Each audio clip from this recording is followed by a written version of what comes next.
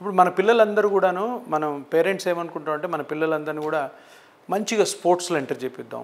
బాగా క్లిక్ అయ్యాడు అనుకో. ఇప్పుడు తిలక్ వర్మ అని ఒక అబ్బాయి ఆడుతున్నాడు, హైదరాబాద్ అబ్బాయి చాలా బాగా ఆడుతున్నాడు.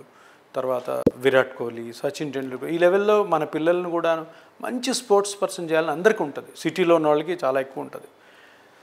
సో కానీ మీకు ఒక విషయం నేను చెప్పాలి ఏంటంటే, సచిన్ టెండూల్కర్ లాంటి ఫేమస్ క్రికెటర్ లాగా టాలెంట్ ఉన్న పిల్లలు ఒక 10,000 మంది ఉంటారు ఇండియాలో, తెలుసా?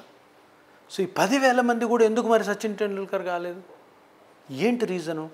ఈ 10,000 మందిలో 90% అంత టాలెంట్ ఉన్న పిల్లలు రాకపోవడానికి ముఖ్యమైన కారణం ఏంటంటే, వాళ్ళు ఆ స్పోర్ట్ ఆడుతున్నప్పుడు వాళ్ళకి జరిగే ఇంజురీస్. ఇప్పుడు పరిగెత్తు ఉంటారు, నీ జాయింట్ ఇంజరీ కావచ్చు, హిప్ జాయింట్ ఇంజరీ కావచ్చు, స్పైన్లో ప్రాబ్లం రావచ్చు, షోల్డర్లో ప్రాబ్లం రావచ్చు, నెక్లో ప్రాబ్లం రావచ్చు. ఈ ఇంజరీస్ ఎప్పుడైతే స్పోర్ట్స్ ఆడడం వల్ల చిన్న వయసులో వస్తాయో వెంటనే పేరెంట్స్ ఎందుకు అనవసరంగా ఇన్ని ప్రాబ్లమ్స్, చక్కగా చదివించుకుంటే చాలు అని చెప్పి ఆ పిల్లోడిని ఆ స్పోర్ట్స్ నుంచి తప్పించేస్తుంటారు.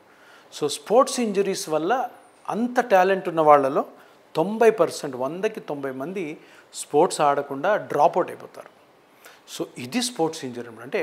మరి ఇప్పుడు ఎలా చేయాలి దీనికి అంటే, ఎప్పుడు కూడా పిల్లల్ని స్పోర్ట్స్కి మనము ఎంకరేజ్ చేస్తున్నప్పుడు వాళ్ళ హెల్త్ కూడాను ప్లస్ ఆల్సో ఫిట్నెస్ కూడా చాలా ఇంపార్టెంట్.